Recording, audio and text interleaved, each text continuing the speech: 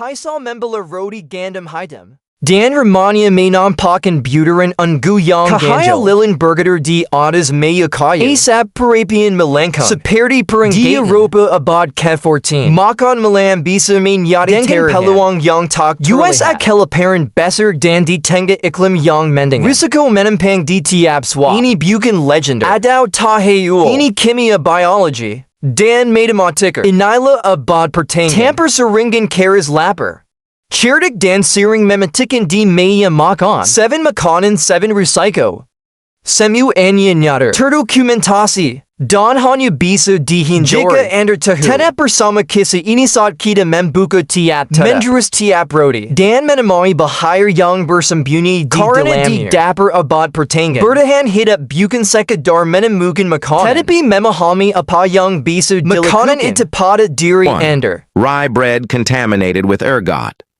Rye was the survival grain of northern and central medieval Europe, tough, dark, and reliable on poor soils. In wet, cool summers, it invited a parasitic fungus called Claviceps purpurea, or ergot. The fungus replaced healthy kernels with dark, horn-like sclerotia that hid in the harvest. When milled into flour, those sclerotia shed alkaloids that are fiercely active in the human body. The most feared effects were convulsions, burning pains, hallucinations, and dry gangrene of fingers and feet. Medieval people called the syndrome St. Anthony's Fire, and they walked or were carried to Antonite hospitals for help. They did not know the chemistry, but they knew the agony and the pattern that followed damp years. Reliance on rye made sense, because wheat failed often in colder, wetter regions and on marginal land. Storage barns could be humid, and damp sheaves invited more fungal growth before threshing. Dark loaves made contaminated flour less obvious to the eye, and hunger pushed doubts aside. Modern mycology identifies ergot alkaloids such as ergotamine and ergometrine as the culprits. Many of these compounds are stable enough to survive milling and baking in ordinary ovens. Archaeologists and botanists have recovered ergot sclerotia from medieval layers and charred grain stores. Chroniclers recorded waves of illness with burning limbs and visions that now read like classic ergotism. The social response mixed prayer, pilgrimage, and practical caution where knowledge existed. In some places, families hand-picked odd, dark grains from rye before milling. Careful winnowing and sieving could remove a portion of the sclerosia because they are lighter than sound grain. Not every miller had the time, equipment, or incentive to do that work for the poor. Guilds and manorial rules sometimes addressed adulteration, but contamination by fungus was invisible to the law. People suspected witchcraft, bad air, or divine punishment when outbreaks clustered after rains. Monastic infirmaries offered bread from other grains when they could, and comfort when they could not. Farmers learned the hard lesson that rye planted in low, wet fields was more likely to sicken a village. Crop rotation and better drying practices reduced risk where labor and weather allowed. The pattern was cruelly simple, and it repeated across centuries and regions. A wet season, a hungry winter, a dark loaf, and then a town of trembling hands and blackened toes. Ergot also affected livestock, reminding households that the poison was in the fodder as well as the bread. The Order of St. Anthony gained a reputation for treating sufferers with rest, clean food, and nursing. That care eased pain and infection, but it could not reverse tissue death once vessels had clamped shut. Modern toxicology explains the vasoconstriction and nerve effects that medieval words struggled to describe. It also helps decode why some households suffered while neighbors did not. Grain from a drier hillside, a miller with a better sieve, or a house that rejected a suspicious loaf could mean survival. The risk rode on climate, crop, and craft choices made under pressure. It was not a superstition, and it was not rare in a landscape built on rye. It was a consequence of living close to the earth without the tools to see the smallest enemy. To eat safely, people needed luck, good weather, and the discipline to discard what looked like food. In a hard year, that was the most difficult choice a household could make. Over time, communities noticed that rye from floodplains was worst and pushed sowing to higher ground. They also mixed rye with other grains to dilute risk, a hedge born of bitter memory. In years of dearth, millers sometimes ground whatever was brought, clean or not, to keep peace and bread moving. The line between prudence and starvation was thin, and Ergot exploited that line relentlessly. When weather shifted drier for a run of seasons, the terror eased and people forgot until the next wet year. Memory, not measurement, was the village archive of risk, and it could fade when hunger spoke louder. 2. Salted and stored fish or meat. Salted fish was a backbone of medieval diets, especially during long church fasts when meat was forbidden. Herring fleets and river fisheries fed towns with barrels packed in brine and sealed for transport. Preservation bought time, but it also created the kind of low-oxygen, protein-rich spaces some microbes love. Clostridium botulinum can grow and make a powerful neurotoxin in improperly salted, poorly stored, airtight foods. The term botulism came centuries later, but the conditions that foster it existed in cellars and markets. Warm weather, uneven salt penetration, and cracked staves turned a staple into a silent risk. Spoiled fish from certain species can also generate high histamine, causing flushing, hives, and dangerous drops in blood pressure. Without ice or thermometers, fish could warm during cart journeys and market delays. Lightly fermented or pickled fish, beloved for flavor, sometimes magnified the hazard if brine was weak. Guild rules and civic ordinances tried to police weights, freshness, and fairness. Inspectors could smell and touch, but they could not see toxins that have no taste or odor. Housewives and cooks relied on senses, boiling, and vinegar to make suspect fish safer. Boiling can destroy botulinum toxin, but it cannot reverse histamine poisoning once fish has spoiled. People used spices, smoke, and thorough cooking, and most days those habits served them well. On a bad day, an entire table fell ill after a shared barrel was opened at a feast. Chroniclers noted episodes of sudden vomiting and paralysis after meals that fit a modern description of foodborne toxin. The church calendar unintentionally pushed demand peaks that strained salters and traders to cut corners. In lean years, buyers accepted older barrels or reused casks that harbored brine-loving bacteria. A bulging lid or seeping nail hole was a warning, but hunger and price often won the argument. Families learned which merchants delivered sound goods and which stalls to avoid after a bad winter. River towns prized fresh catches in cold months, when low temperatures reduced risk without anyone naming it. In summer, markets moved quickly in the morning, and cooks hurried fish into pots before the heat rose. Some regions developed strongly salted, very dry fish that kept well but required long soaking before cooking.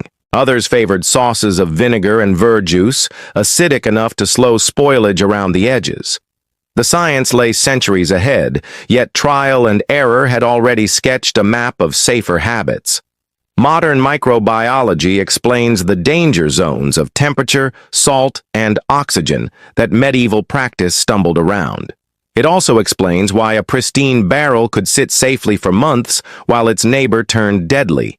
Small differences in brine strength, wood, and storage angle add up in a cellar with no gauges. People told cautionary tales, and apprentices learned to distrust fish that looked flawless but felt soft. They marked barrels with carvings and cords long before printed labels to track trusted makers. When tragedy struck, it was ascribed to bad luck, bad fish, or punishment, not to a toxin with a name. Even so, practical wisdom accumulated in markets where reputation meant survival. If you ate fish in the 14th century, you balanced thrift, piety, and risk at every purchase. And when the lid creaked upward on its own, the safest choice was to walk away hungry. That choice was not always available to the poor, who bought the last, the cheapest, and the warmest barrels. The danger lived in a gap between what the eye could judge and what the microbe could do. Salt taxes, transport delays, and warfare all nudged quality downward in ways no recipe could fix. Coastal towns fared better in cool months, while inland fairs pressed their luck with older stock. Doctors of the time described foodborne poisons without names, a vocabulary that fits what we now test in labs. The lesson that survived was simple enough to teach a child and hard enough to follow on an empty purse. 3. Wild mushroom misidentification. Forest edges and meadows offered free food to medieval households with time and knowledge to gather it. Mushrooms were among the most tempting finds, meaty, aromatic, and seasonal. The danger was never the idea of mushrooms, but the difficulty of telling friend from lethal stranger. The death cap, Amanita phalloides, looks smooth and inviting, with a pale green cap and delicate gills. It shares the woods with edible species that can grow in the same weather and in the same baskets. Amatoxins in death caps shut down liver cells by halting a key step in protein synthesis. The first symptoms can wait for hours, lulling the eater into thinking a meal was safe. Then violent vomiting, diarrhea, dehydration, and, days later, liver failure can follow. In the 14th century, there was no lab, no transplant, and very little chance once damage set in. Why did the risk loom large then? Because foraging stretched thin grain rations in poor years and added flavor in good ones. Knowledge lived in local memory, in grandmothers' voices, and in a few monastic herbals. Migration, war, and famine broke chains of teaching, and newcomers misread a look-alike as dinner. Dusk light, dirt, and haste erased the small clues that separate safe mushrooms from their deadly cousins. Modern field guides warn about the vulva, ring, and white gills that should stop a hand reaching for a death cap. Medieval gatherers used similar patterns, but the rule set was uneven and not written for all to read. We can trace fear and caution in manuscripts that lump toadstools with venoms and forbid them to the sick. We can also trace love, because edible boletes and chanterelles were prized by cooks who knew their patches. If a village elder died after a feast, rumor and grief traveled faster than explanation. Households responded by avoiding unfamiliar species and by changing who did the picking. In many places, one or two trusted gatherers supplied many families, centralizing both skill and risk. Cooks parboiled, salted, and pickled mushrooms, hoping to tame what they did not fully understand. Boiling does not neutralize amatoxins, and vinegar does not protect a liver from molecular sabotage. That mismatch between method and toxin explains why tragedies repeated even in cautious homes. Some regions ignored wild mushrooms entirely, while others built cuisines around carefully chosen species. Trade in dried mushrooms spread both pleasures and hazards to markets far from the forest. The evidence today comes from toxicology, from clinical case patterns, and from the biology of the fungi themselves. It also comes from the archaeology of diet, where mushroom cut marks and residues sit beside charred grains. The safer path was not to trust clever tricks like silver spoons darkening or onions turning color. The safer path was to trust a person, a season, a habitat, and a small set of species. When that social net tore, the consequences were swift and merciless. In a world without quick antidotes, the only real defense was correct identification or complete avoidance. That is why mushroom lore survived as a kind of living map in communities that depended on it. Today, we can name the toxin and its target inside the cell. Then a family looked at a basket and made a decision with stakes that could not be higher. The beauty of the forest did not soften the fact that one mistake could be fatal. The risk was not an ornament of the Middle Ages. It was a daily calculation carried in a woven basket at the edge of town. Fatal confusion also arose when young death caps grew among edible puffballs or when cut stems hid the telltale cup. Dogs and pigs used in truffle hunts were not guides for safety among lookalikes on the forest floor. When famine deepened, rules bent, baskets filled faster, and the margin for error disappeared. The silence between a delicious dinner and a fatal dawn was the cruelest teacher of all. 4. Raw milk and fresh cheese. Milk in the Middle Ages looked like purity in a pail, warm, white, and fresh from the animal. That innocence was deceptive, because raw milk can carry pathogens that the eye cannot judge. Brucella from cows, sheep, and goats causes undulating fevers, sweats, aches, and long debility. Listeria can slip through the gut's defenses and threaten pregnant women, newborns, and the elderly. In the 14th century, no one pasteurized, and few could cool milk fast or keep it cold. Morning milking went straight to households, taverns, and markets without thermometers or ice. Fresh, soft cheeses were prized because they were quick to make and easy to eat. Curds formed with rennet or souring and were pressed gently into small rounds. These cheeses stayed moist and mild, which also meant friendly conditions for surviving microbes. Why did the risk loom larger then? Because milk moved slowly over rutted roads and sat in warm rooms while buyers haggled. Because vessels were wood and pottery, hard to clean and easy to harbor residues. Because boiling fuel cost time and money, and many believed heat spoiled flavor and virtue. Evidence for milk-borne disease in that era is indirect but persistent. Chroniclers wrote of milk fevers that ran through families after spring and summer dairying. Monastic accounts mention illnesses among novices after fresh cheese and cream days. Modern epidemiology and microbiology fit those patterns to brucellosis and listeriosis. Skeletal remains sometimes show inflammation consistent with chronic infection that could follow raw dairy. Documents also reveal how people responded within the knowledge they had. Some households boiled milk for infants and the sick, a habit noted in town ordinances and cookery. Cooks folded milk into hot pottages, making posset or custards that used heat as insurance. Vinegar and salt turned leftover milk into curds quickly, reducing the window for bacterial growth. Harder, longer-aged cheeses were viewed as travel food precisely because they kept better. Markets enforced morning sales for milk to limit afternoon spoilage and disputes. City statutes fined milk sellers for water dilution and for selling milk from sickly cows. None of that named the microbes, but it shows an instinct to manage risk by time, heat, and reputation. Wet nurses and dairy maids carried both skill and hazard as they moved between homes. Goat milk was preferred in some towns for digestibility, a folk judgment with mixed truth. In bad summers, when heat lingered and storms broke roads, spoilage complaints multiplied.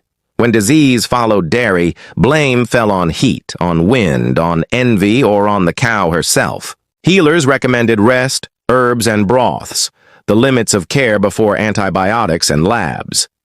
The church's fast calendar shaped demand for cheese, raising stakes for hasty production.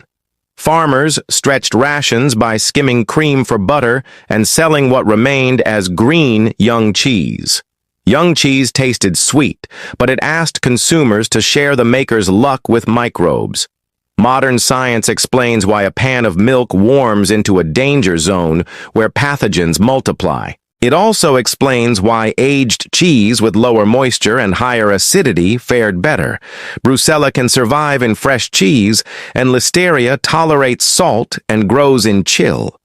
That combination made soft white cheeses a quiet vector even when they looked clean.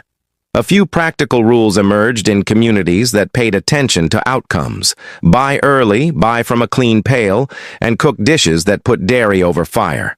Trust a dairy maid whose goods never made children ill, and avoid one whose milk turned. Such rules are memory, not measurement, but they saved lives all the same. The risk was not in milk alone, but in the chain from udder to cup. Each hand, each hour, and each vessel left traces that shaped who fell ill. In hard years, families could not afford to discard suspect milk, and that is when tragedy struck. Modern readers see the pattern clearly because pasteurization cuts the line of transmission.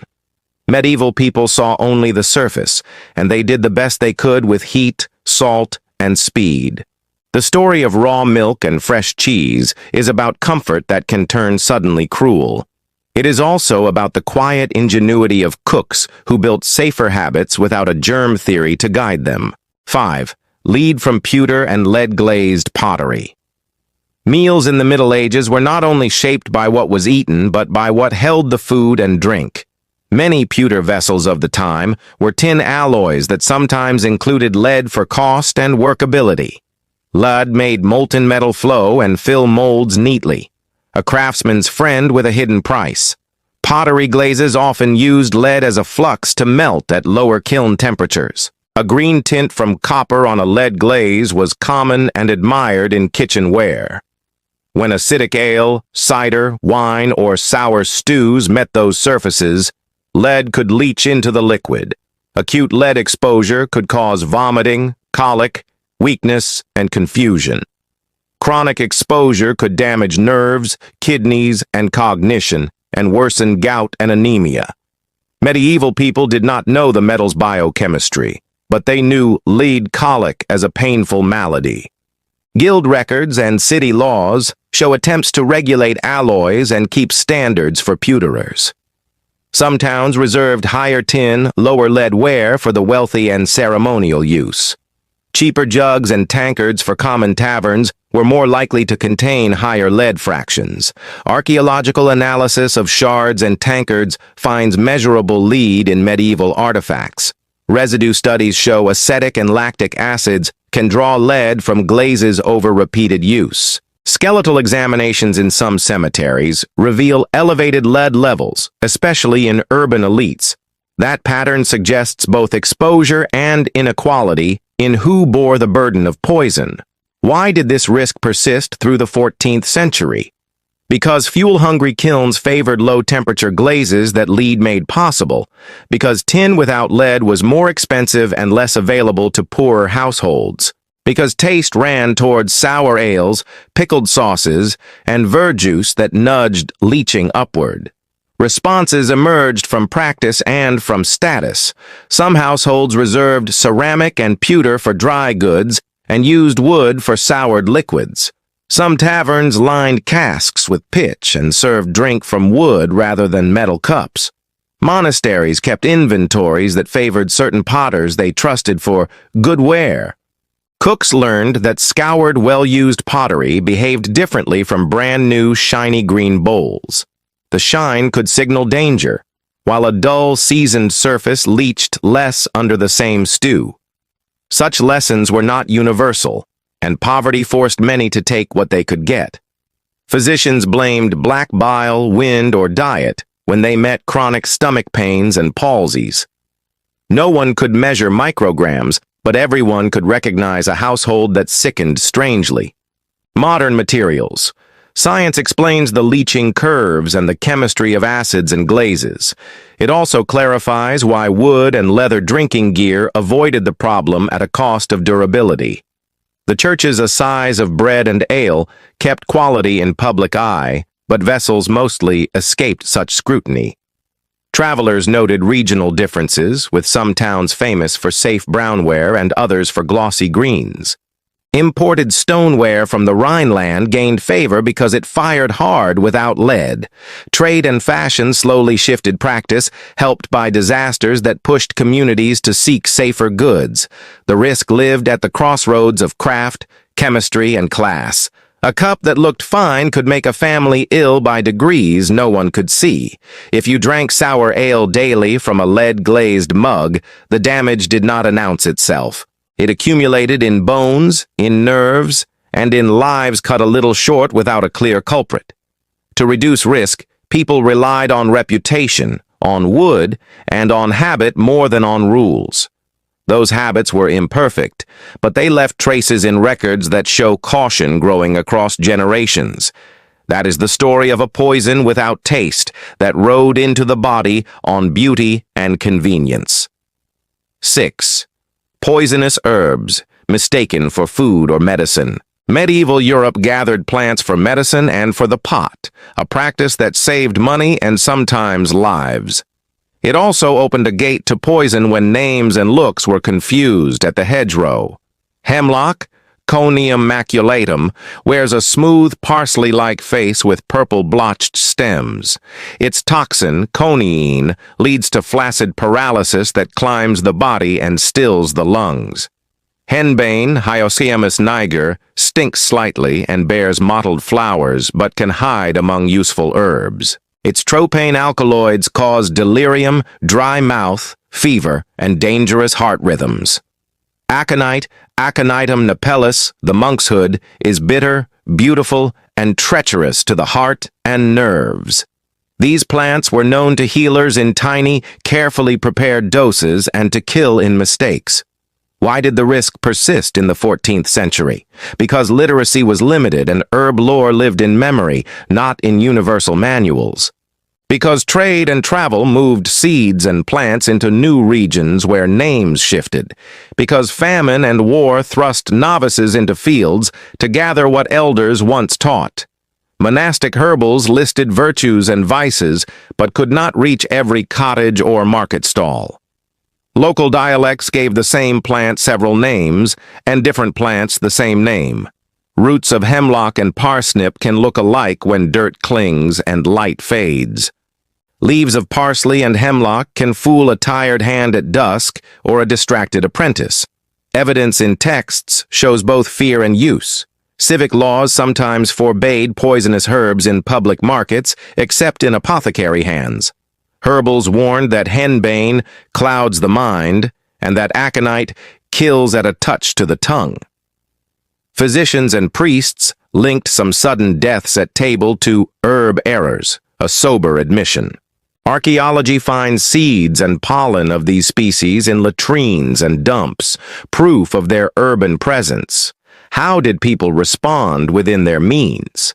They centralized risk by letting trusted apothecaries and herb wives handle potent plants. They set rules that certain remedies could be bought only in the presence of witnesses. Cooks shunned unfamiliar greens and tested new herbs on animals before serving to children. Some regions built cuisines around safe baskets, like nettles, sorrel, and well-known wild garlic. Others marked the calendar with hungry gaps, when the safest choice was cabbage and grain. Modern pharmacology explains dose windows where a plant can soothe pain but kill at twice the spoon. It also shows how drying or brewing can concentrate or soften an alkaloid unpredictably. That unpredictability made folk tests with silver or onions no protection at all. The safest map was social, not chemical, built on who to trust and what to avoid. In a world of shared bowls and communal pots, one mistake spread quickly through a household. Rumors of witchcraft followed tragedies in which a helpful herb turned fatal. In law, intent mattered, but identification failure looked the same whether malice or error. The poor were at greater risk because they foraged more and bought fewer apothecary wares. Meanwhile, monasteries preserved plant knowledge that later generations could turn into pharmacology. Across the 14th century, caution grew, but need always pushed at its edges. The lesson endures today in every garden that hosts beauty and danger side by side. 7. Broad beans and G6PD deficiency. Broad beans, Vicia faba, were a pillar of medieval nutrition, cheap, filling, and hardy in cool climates. They thickened pottages, stretched grain, and kept laborers standing through long seasons. For most people, they were a blessing, but for some, they hid a genetic trap now called favism. Glucose 6-phosphate dehydrogenase deficiency is a hereditary condition that weakens red blood cells' defenses. When people with the deficiency eat fava beans, oxidants in the beans can trigger hemolysis. Within hours to days, fatigue, pallor, jaundice, dark urine, and dizziness can follow a meal. In severe cases, the cascade can be life-threatening without modern care.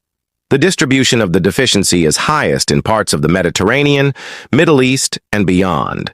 Medieval cooks and eaters had no name for G6PD, but they noticed patterns in certain families. Proverbs and local cautions warned that beans do not agree with some people. Healers spoke of bean fevers and black water after heavy meals in spring. Why did the risk persist in the 14th century? Because fava beans were abundant and central to diets, especially during fasts and lean months. Because fields and gardens grew them as insurance against grain failure. Because poverty narrowed choices and made avoidance hard for those who needed the calories. Evidence today links favism to fava bean aglycones and to infection and drugs that add oxidative stress. Historical evidence is circumstantial, but telling when read with modern eyes. Records note clusters of illness after bean feasts that spared most and struck a few. Mediterranean writers across centuries argued about whether beans were wholesome or suspicious. The social response was quiet and practical rather than theoretical. Some families simply avoided beans for children who had reacted badly once. Some villages soaked and boiled beans thoroughly, a habit that helped many but not all. Cooks favored young, tender beans for taste, which may also have reduced reactions for some. People tracked which households took harm from beans and swapped dishes at feast days. Monasteries listed beans among staples but varied how often they appeared in refectory menus. In cities, vendors offered both whole beans and peeled split beans to suit different tastes and digestions. Modern genetics explains the X-linked inheritance that made boys more visibly affected. It also explains why crises were more common during infections or after certain medicines. Without that knowledge, medieval people relied on memory, kin stories, and careful observation. They made rules within families that outsiders might never notice. A mother tasted a spoon and watched a child, a vigilance born of fear and love. In good years with meat and wheat, avoiding beans was easier and safer. In hard years, beans went back in the pot and risk returned to the table. Favism was not the fault of the bean or the eater, but of a mismatch written into biology. Its cruelty lay in the way it turned a staple into a threat for a few and not the many. The lesson is not that medieval people were reckless, but that they lived close to necessity. They managed risk with customs, substitutions, and warnings passed through generations. Today we can name the enzyme and test the blood, luxuries they did not have. Then, they had only the power to notice, to adapt, and to protect the vulnerable as best they could.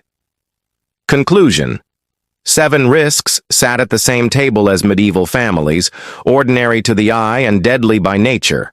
Rye bread could carry ergot alkaloids that clamped blood vessels and twisted nerves. Salted or stored fish could birth toxins in the very barrels meant to preserve them. Wild mushrooms could slip a death cap among delicacies gathered at dawn. Raw milk and fresh cheese could move brucella and listeria from pasture to cradle. Pewter and lead-glazed pottery could season sour ale and stew with a metal the tongue could not taste. Poisonous herbs could pass for parsley or medicine and turn breath and heartbeat against the body. Broad beans could topple the red cells of the few born with a hidden enzymatic weakness. None of these dangers wore a villain's mask. They hid in scarcity, in the craft of the day, and in gaps of knowledge that no one could fill quickly. Food was short because climate swung cold and wet, harvests failed, and war and disease bent trade routes. Preservation leaned on salt, smoke, fermentation, and sealed air, each a compromise with unseen life. Materials were chosen for cost and heat, not for leaching curves and lab results. Markets ran on reputation, not on thermometers, assays, or printed labels.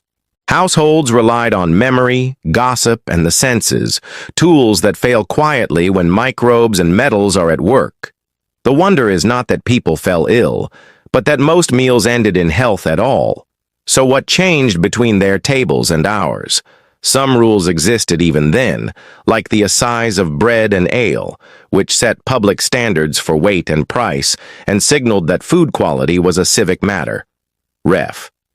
In later centuries, regulation broadened, inspectors gained authority, and weights and measures stabilized trade and sanitation. Ref. Materials changed as craft and commerce evolved.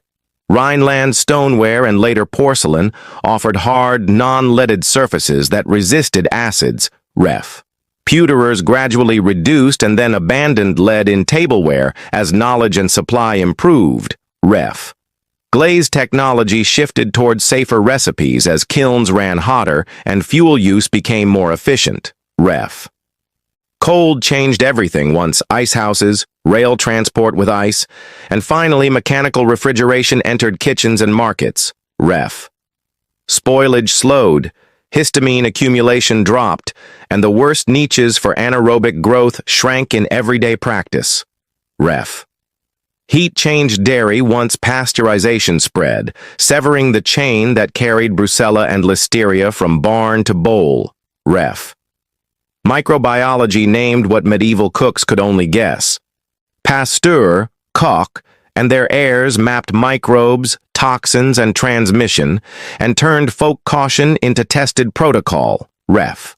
Botulism was described, its toxin characterized, and its conditions of growth defined in terms any salter could learn to avoid, ref.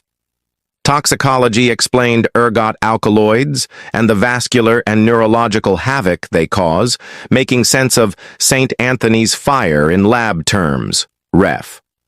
Public health built habits out of findings. Boil advisories, safe brine strengths, time temperature rules, and inspections codified survival tricks and removed guesswork, ref.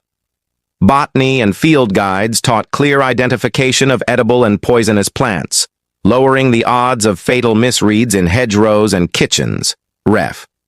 Genetics explained why some families sickened after beans, while neighbors did not, and testing allowed prevention without stigma, ref. Archaeology and archives let us trace exposure to metals and remake craft choices with eyes open, ref. The result is not perfection, but a map. It tells us where danger gathers and how to block the paths it travels. It turns romance into reality without robbing the past of its ingenuity, because the ingenuity was real. Women and men learned, adapted, and taught, building defenses out of wood, salt, heat, and story.